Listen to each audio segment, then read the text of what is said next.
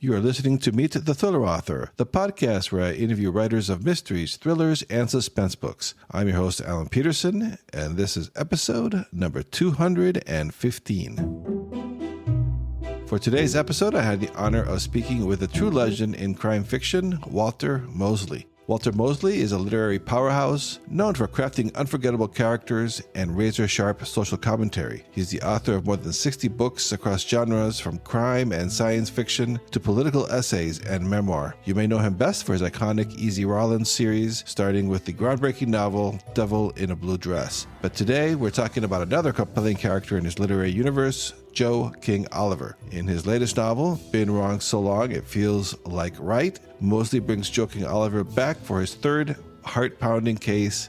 Joe is an ex-New York City cop turned private investigator who is caught between two explosive assignments, one involving a billionaire with a dangerous agenda, and the other a search for his estranged father at the request of his 93-year-old grandmother. It's a gritty, fast-paced ride, and I really enjoyed this novel. So I was excited to welcome Walter Mosley back on the podcast. Before we dive in, a quick reminder, be sure to visit my website, thrillerauthors.com, for show notes, an archive of past episodes, and updates on my own thriller books. And if you'd like to watch a video version of this interview, head over to my YouTube channel at Thrilling Reads and subscribe for more author conversations. Now let's get into it. Here is my conversation with the legendary Walter Mosley.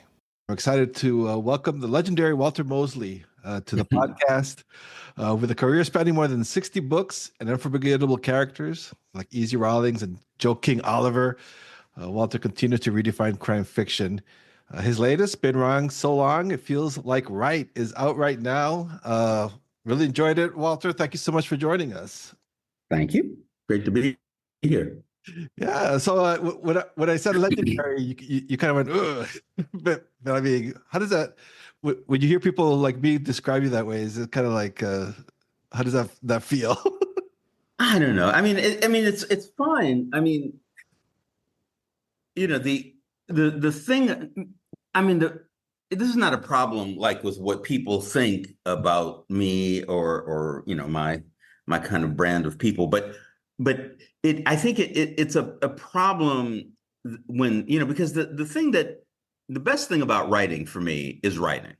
I love to be a writer. I love to make words work and put things together. And it doesn't matter if I'm writing a play or an introduction or a memorial or, you know, whatever, you know, a novel. It's really good to be writing, you know, and that's what I like the most. And so, you know, I mean, you don't do it to be you don't do it to be legendary. You know, you do it to be to do something you love to do.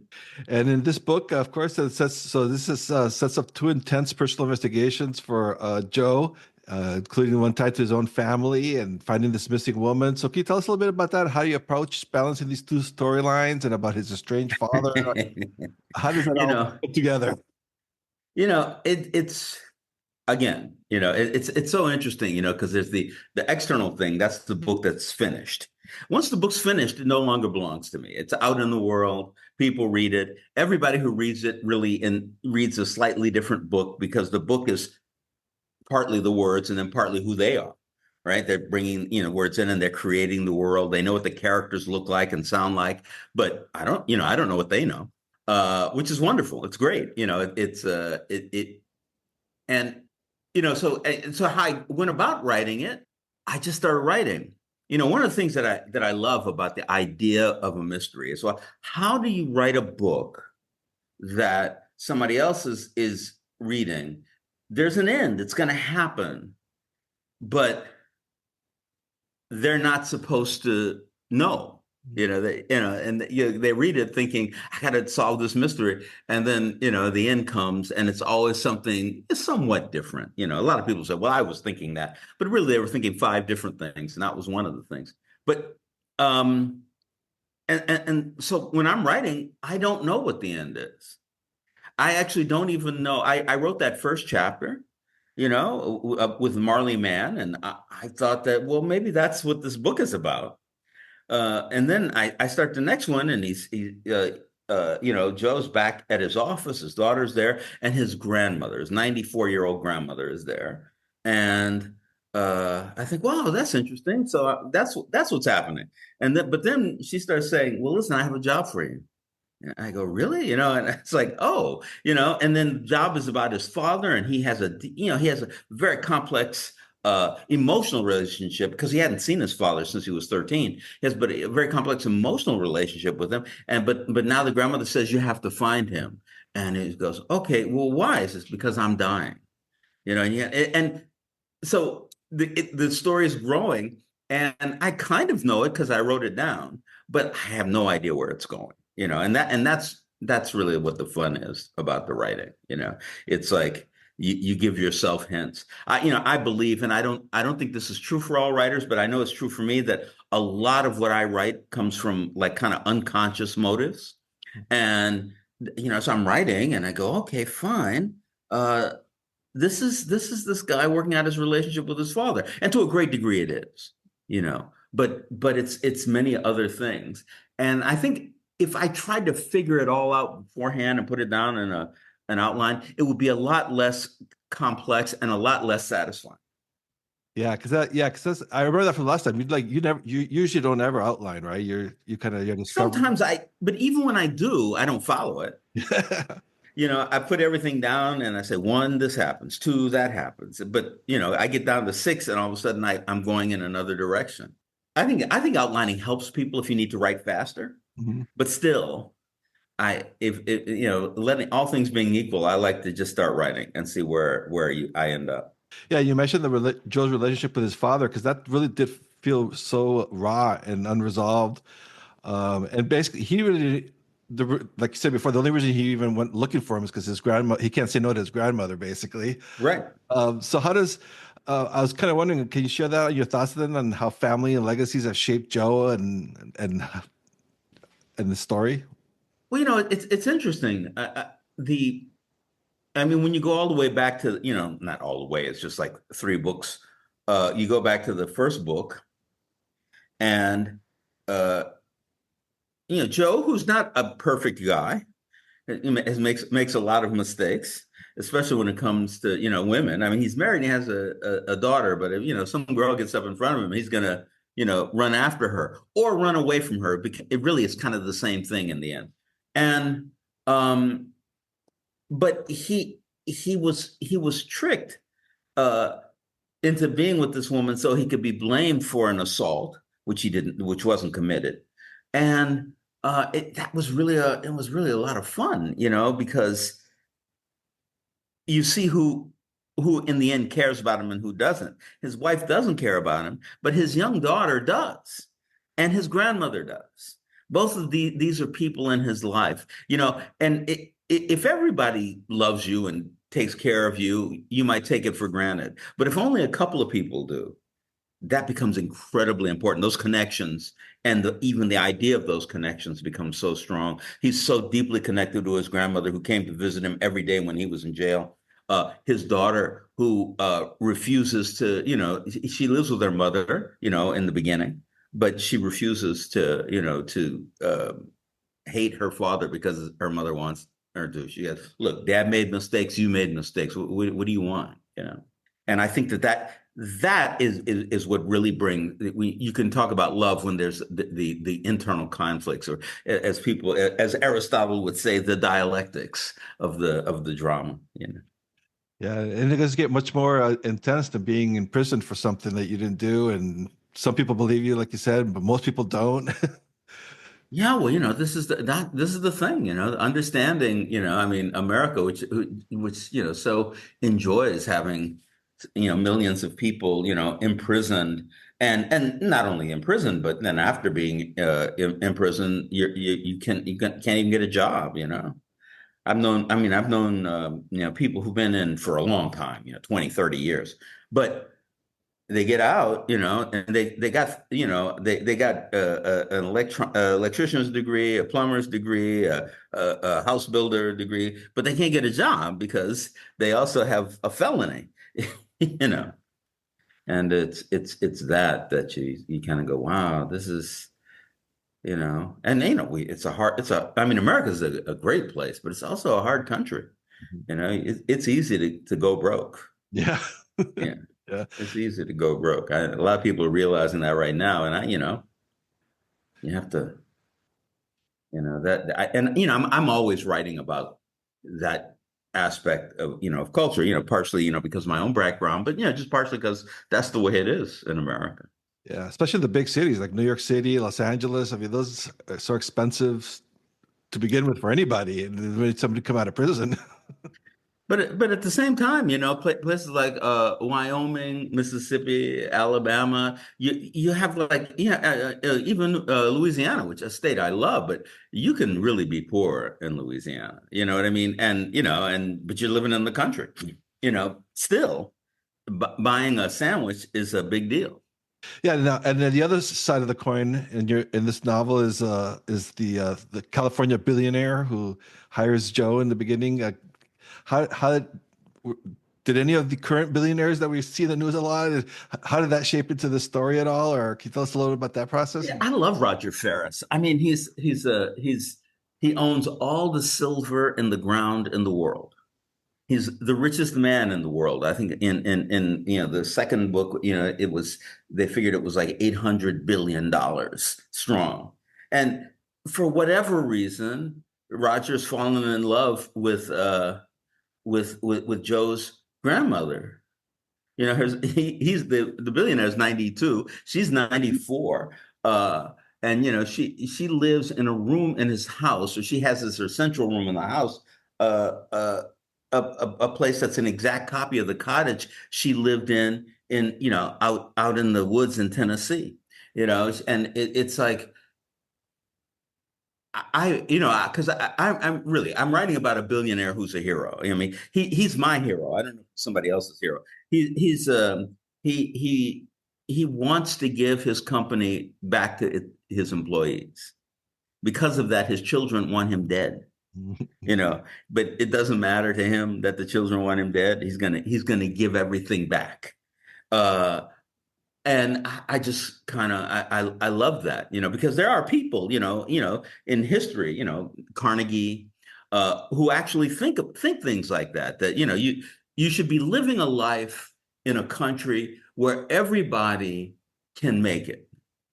Everybody can make it. And so if I don't give my children, $1 billion, whatever, it doesn't matter because they can get a job and pay their rent and have a good life. And I think that that's the way Ferris thinks.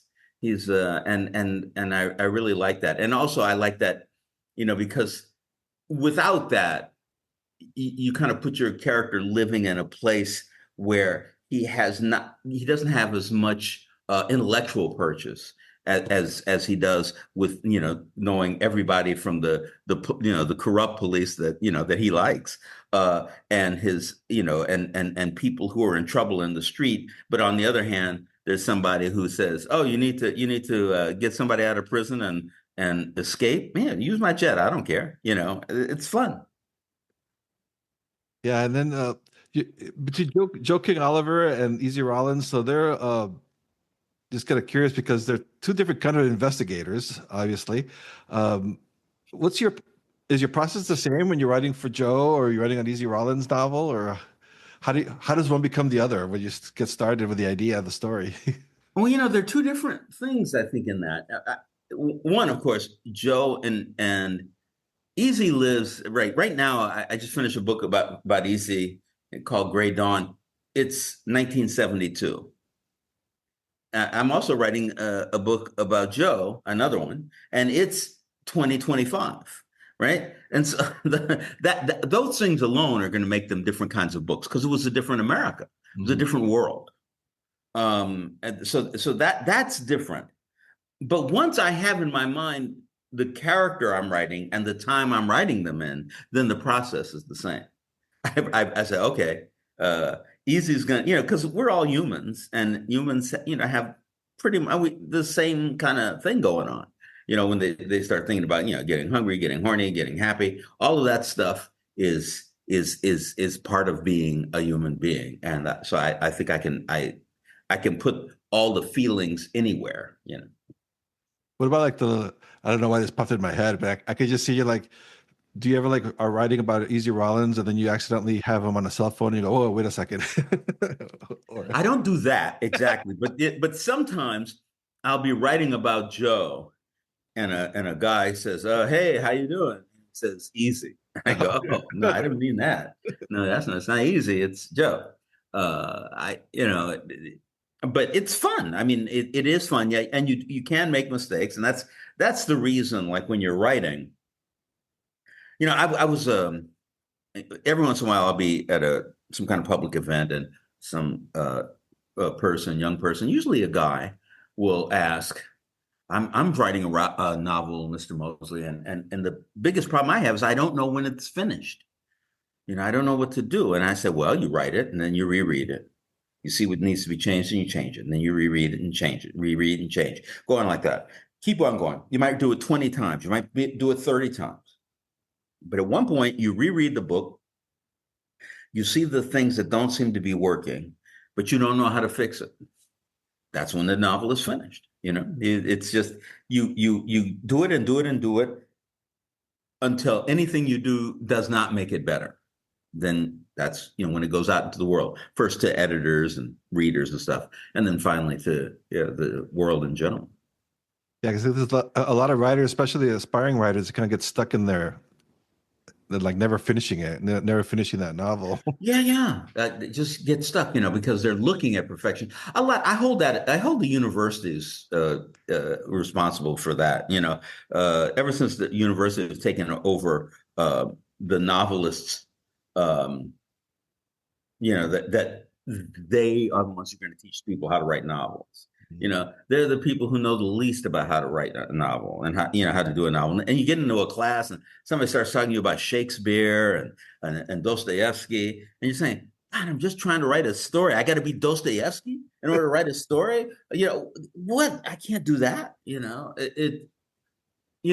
look at these people. You look at somebody like Melville or Gogol in Russia, or Dickens. They didn't like they didn't go take a class. And on top of that, the university. It's they. The problem is they want to own it. They want to own literature, and you can't. It's a growing thing. It's an evolving thing. And you have to be able to allow that to grow, and so anyway, yeah. Yeah, no, I agree with that 100% because that happened to me when I went to college. I got scared, and then I didn't write for like 20 years because if you're already insecure, it starts messing with your head. Well, yeah, and of course, the thing is you make yourself vulnerable to the university, and because they're in business to make money, they're not in the business to make writers. Like you could come to a school that has certain teachers and certain expectations, and you could see somebody's like a really wonderful writer. They say, "Listen, this school is not for you. You should not be here." Nobody ever says that because if you can pay for it, they're going to let you in. Yeah. And that's like it's ridiculous. Uh, the students, no writers are not students. We're not philosophers. We're not teachers. We're not students. We're trying to our best to tell a story and to share that story. I was telling these people I was in Atlanta with a couple of writers, and there was a woman, a young woman, lovely young woman, she was showing us around, and we walked past these three guys on a corner, and they were talking and smoking cigarettes and drinking wine and having a good time on the corner. And the young woman walks past, and then we're walking past, and the guys just stop. And one of the guys looks at her and he goes, "Girl, you got to stop." Which is wonderful because it was like a poem, right? Because either stop being so pretty or stop and talk to us. And she didn't do either thing, but and you go, yeah, those guys are going to tell a story that I'm going to be interested in. Just they're going to talk about their lives, and through their language and their histories, they're going to tell the story. And yeah, and somebody else is like, at a university. Anyway, I know. I shouldn't be down on universities, but because I don't work for them, I don't have to worry about them. And I worry about people going into, spending $30,000 a year uh, to get a degree where they can't even teach writing. Yeah, yeah, get out with that big debt. Yeah. Uh, and another thing with these stories too, now, like the cities like seem to take up are big characters too. Like Los Angeles or New York City. How does that shape the stories that you tell? Well, how you live shapes your life, right? Hmm. And so every once in a while, I'll read about like the various Native Americans, living in various tribes, on the West Coast, Northwest coast, like Oregon and Seattle, and I mean Washington. And one of the things that was really true about all of them is their staple protein was salmon. And one of the things is the whole village smelled of salmon because they were catching the salmon and processing it and smoking it and eating it and all of that. That your life is kind of formed around the place that you live and what that place is like. And it's not just the way it smelled, but it's also what kind of clothes that you make, what kind of relationships you have with each other, with the genders, with the ages, all of that stuff. And so whenever you're writing, you have to.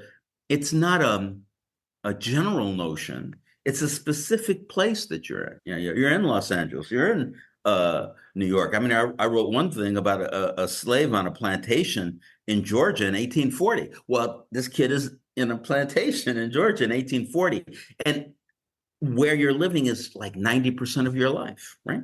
Hmm. Yeah, yeah, absolutely. That's why they shape the stories too, right? Because that's what we know. We're kind of like writing what you know, even if you versus writing for some place that's you don't understand or doesn't have anything to do with you. It'd be kind of hard, I would imagine. Yeah, and writing what you know is very a really important thing. But what you know is a much larger thing than you think, because you understand how all of us understand how systems work. Well, because no matter where that person is, like let's say you're writing some science fiction story and it's on Mars or beyond, but you said, well, who's in charge? Well, in the future, people are not in charge. This happens and that happens, and it's. I think that you can create a place because listen, if I read about Los Angeles, I'm creating Los Angeles. I give you an example. I was talking to a guy, really 20, 25 years ago.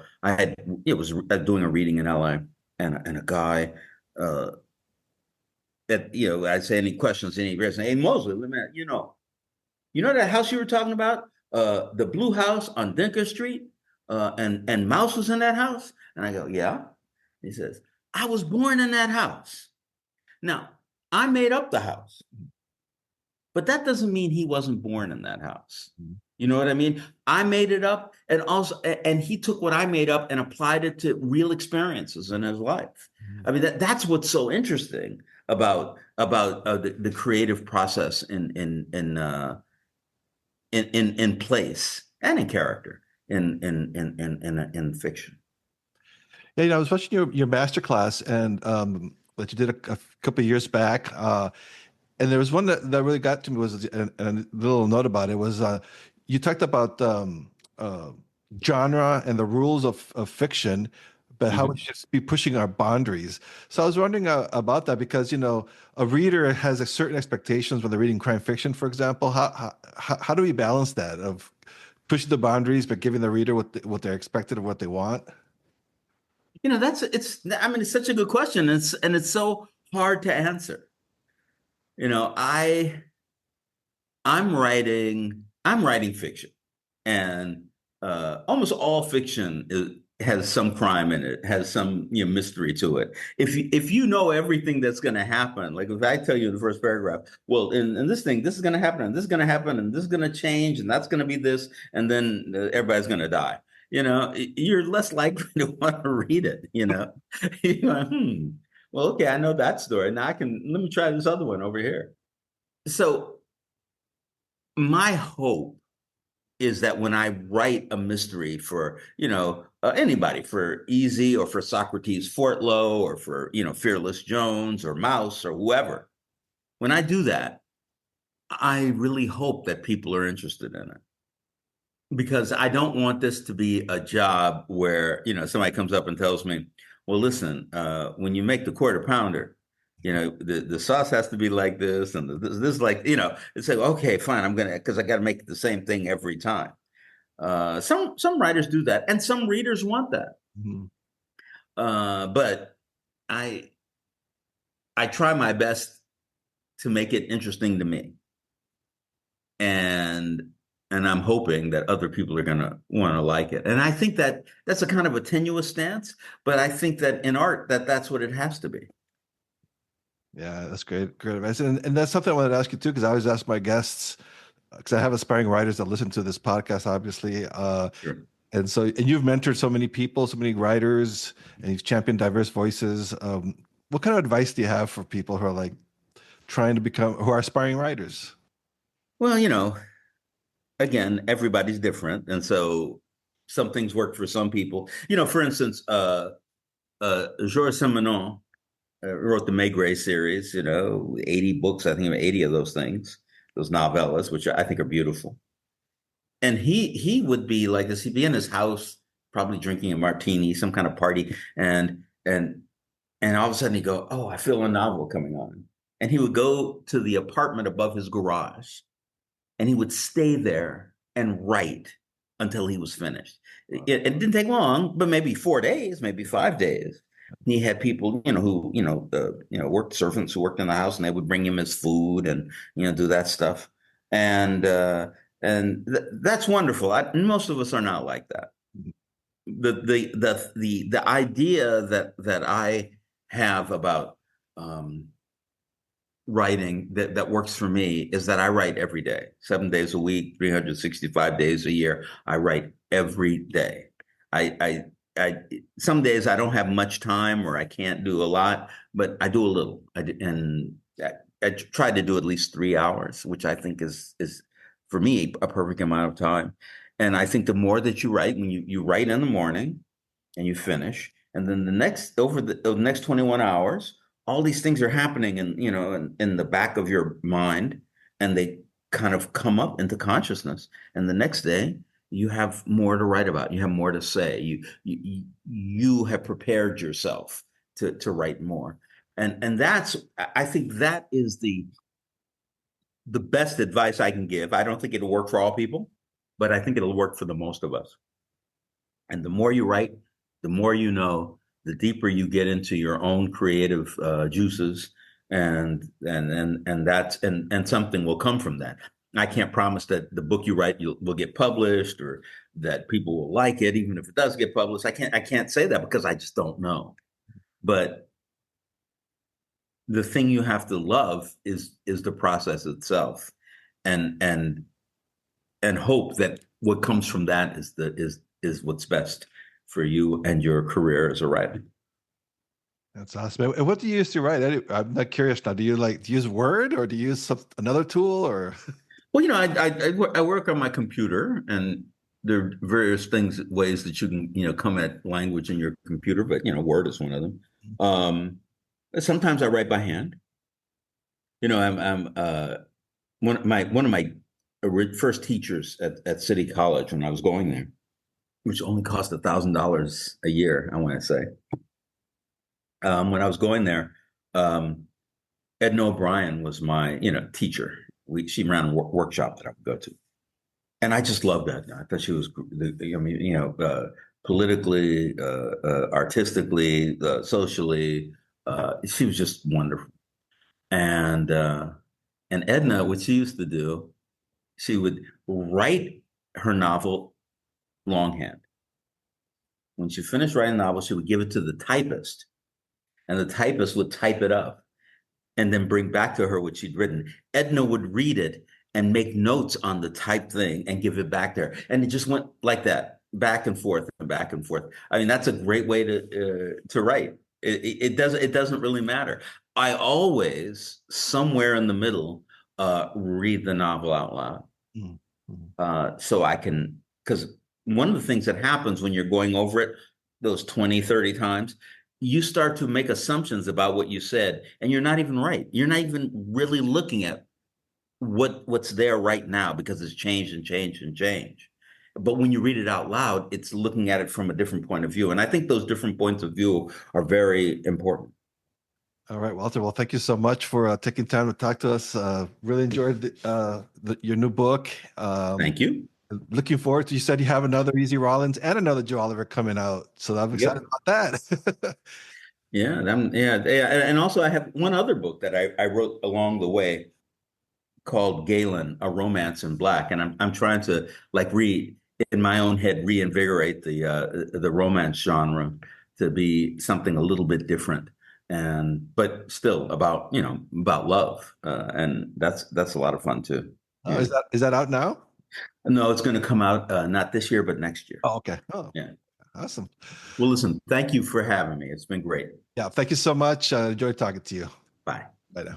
I want to thank Walter Mosley again for joining me and for sharing his insights into Been Wrong So Long, It Feels Like Right, and his approach to storytelling. If you haven't picked up a copy yet, I highly recommend it. It's a gripping, thought-provoking crime novel that you won't want to put down. And of course, thanks to all of you for tuning in to meet the thriller author. If you enjoyed this episode, please be sure to subscribe, leave a review, and share it with your fellow thriller fans. You can find more interviews with your favorite authors wherever you listen to podcasts. And don't forget to visit my website at thrillerauthors.com for updates on upcoming episodes.